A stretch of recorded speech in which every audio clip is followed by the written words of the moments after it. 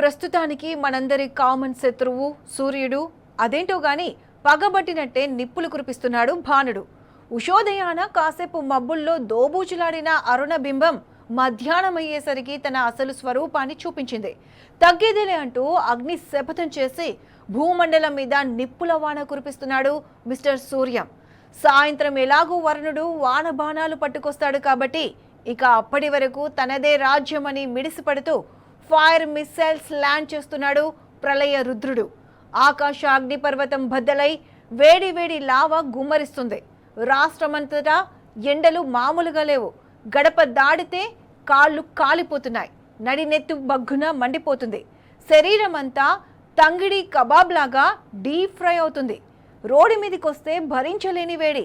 బండి మీద పోతుంటే నిప్పుల దారిలో నుంచి దూసుకెళ్ళినట్లే ఉందనుకుని కార్లో వెళ్ళినంతసేపే హాయ్. డోరు తీసి కార్ దిగితే నేరుగా ఉష్ణ మండలంలోకి ఎంట్రీ. ఇక ఇంట్లో ఏసీ కంటిన్యూగా రన్ అవుతూనే ఉంది. తిరిగి తిరిగి కూలర్ మోటార్ వేడెక్కిపోతుంది. ఈ ఎండలో సీలింగ్ ఫ్యాన్ను పట్టించుకున్న వారు లేరు. కాసేపు కరెంటు పోతే ఉక్కపోతలో మంగళ స్నానమే. సమ్మర్ హీట్ ఒక రేంజ్లో జనానికి పిచ్చెక్కిస్తుంటే రేవంత్ సర్కార్ మాత్రం సెంట్రల్ ఏసీ గదుల్లో సేద తీరుతుంది. ప్రభుత్వం తరపున వేసవి ఉపశమన చర్యలు జీరో.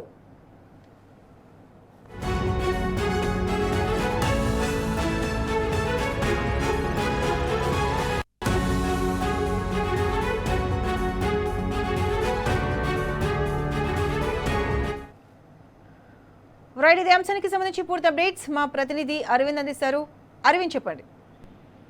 అతిష, ఏదైతే చూసుకుంటే తెలంగాణలో రోజు రోజుకి గరిష్ట స్థాయిలో ఉష్ణోగ్రతలు కూడా పెరిగిపోతున్నాయి. అదే విధంగా చూసుకుంటే భిన్న వాతావరణాలు కూడా కొనసాగుతున్నాయంటూ కూడా ఇప్పటికే వాతావరణ అధికారులు తెలియజేశారు. ప్రధానంగా ఉదయం సమయంలో మాత్రం ఉక్కపోత వాతావరణంతో ప్రారంభమవుతుంది. 11:30 సమయం తర్వాత 3 గంటల వరకు కూడా విపరీతమైన ఎండ తీవ్రత కూడా ఉష్ణోగ్రత కూడా నమోదయ్యే అవకాశాలు ఎక్కువగా ఉన్నాయంటూ కూడా ఇప్పటికే తెలియజేశారు. దాదాపు 41, 42, 43 డిగ్రీ సెల్సియస్ ఉష్ణోగ్రతలు కూడా కొనసాగుతున్నాయి. సెంట్రల్ జోన్ ఉన్న హైదరాబాద్ లో మాత్రం ఇప్పటికే 43 డిగ్రీ సెల్సియస్ ఉష్ణోగ్రతలు కూడా కొనసాగుతున్న పరిస్థితి కూడా కనిపిస్తుంది. మేడ్చల్, మల్కాజ్గిరి, రాజేంద్ర నగర్, అత్తాపూర్ ఈ ప్రాంతాల్లో మాత్రం ఇప్పటికే 42 నుంచి కూడా 43 డిగ్రీ ఉష్ణోగ్రతలు కూడా కొనసాగే అవకాశాలు ఉన్నాయంటూ కూడా ఇప్పటికే వాతావరణ అధికారులు తెలియజేశారు. అటు జిల్లాలో చూసుకున్న మాత్రం ఇప్పటికే ఆదిలాబాద్ లో 41 డిగ్రీ సెల్సియస్ ఉష్ణోగ్రతలు కూడా నమోదవుతున్నాయి. ఇది దాదాపు 43 వరకు వెళ్లే అవకాశాలు కూడా ఎక్కువగా కనిపిస్తున్నాయి. ఏదైతే ఒక ద్రోణి కారణంగా కూడా కొంచెం నిన్న వర్షం పడ్డది కాబట్టి కొంచెం మరింత ఉక్కపోత వాతావరణం కూడా ఏర్పడే అవకాశాలు ఉన్నాయంటూ కూడా ఇప్పటికే వాతావరణ అధికారులు తెలియజేశారు. అటు మహబూబ్ నగర్ లో ఇప్పటికే 43 డిగ్రీ ఉష్ణోగ్రతలు నమోదు. అటు ఖమ్మం, భద్రాద్రి కొత్తగూడెం, మహిబాద్, హన్మకొండ ఈ ప్రాంతాల్లో కూడా 42 డిగ్రీ సెల్సియస్ ఉష్ణోగ్రతలు కూడా నమోదవుతున్నాయంటూ కూడా వాతావరణ అధికారులు తెలియజేశారు. అటు సంగారెడ్డి, వికారాబాద్ ఈ ప్రాంతాల్లో కూడా దాదాపు 41 డిగ్రీ సెల్సియస్ ఉష్ణోగ్రతలు కూడా నమోదవుతున్నాయి. అటు జగిత్యాల, నిజామాబాద్, కామారెడ్డి, అటు కరీంనగర్, జగిత్యాల ఈ ప్రాంతాల్లో కూడా 42 డిగ్రీ సెల్సియస్ ఉష్ణోగ్రతలు కూడా నమోదవుతున్నాయి. ఎక్కువ కోల్ బెల్ట్ ఏరియా రామగుండంలో కూడా, కరీంనగర్, రామగుండం ఏరియా ప్రాంతాల్లో కూడా ఇప్పటికే దాదాపు 42 నుంచి కూడా 43 డిగ్రీ సెల్సియస్ ఉష్ణోగ్రతలు కూడా కొనసాగే అవకాశాలు కూడా మరింత ఎక్కువగా ఉన్నాయంటూ కూడా వాతావరణ అధికారులు తెలియజేశారు. ఏదేమైనప్పుడు కూడా అటు హైదరాబాద్ లో మాత్రం విపరీతంగా ఎండ తీవ్రత కూడా ఉంది. దాదాపుగా బయటికి రావాలంటే ప్రజలు జలుకుతున్నారనే పరిస్థితి కనిపిస్తుంది. మధ్యాహ్న సమయంలో కూడా ఎవరు కూడా బయటికి రాని పరిస్థితి కూడా కనిపిస్తున్నట్టు కూడా వాతావరణ అధికారులు తెలియజేస్తున్నారు. అటు వైద్యులు కూడా ఎక్కువ వడదెబ్బ తాకే అవకాశాలు కూడా ఎక్కువగా ఉన్నాయి. ప్రజలు ఎవరు అత్యవసరం అయితేనే తప్ప అనవసరంగా బయటికి రావద్దంటూ కూడా ఇప్పటికే ప్రజలు తెలియజేస్తున్నారు.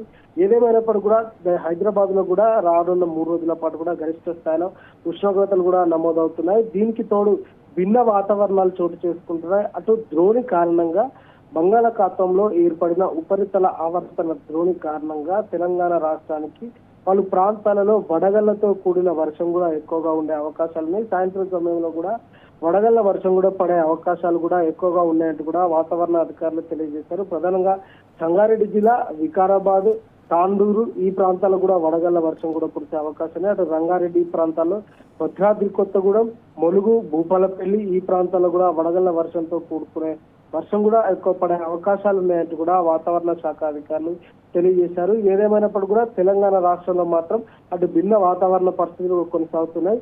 అటు రాష్ట్ర ప్రభుత్వం తరపు నుండి కూడా ఏ ఒక్క దగ్గర కూడా కనీసం చలి కేంద్రాలు కూడా పెట్టలేదు.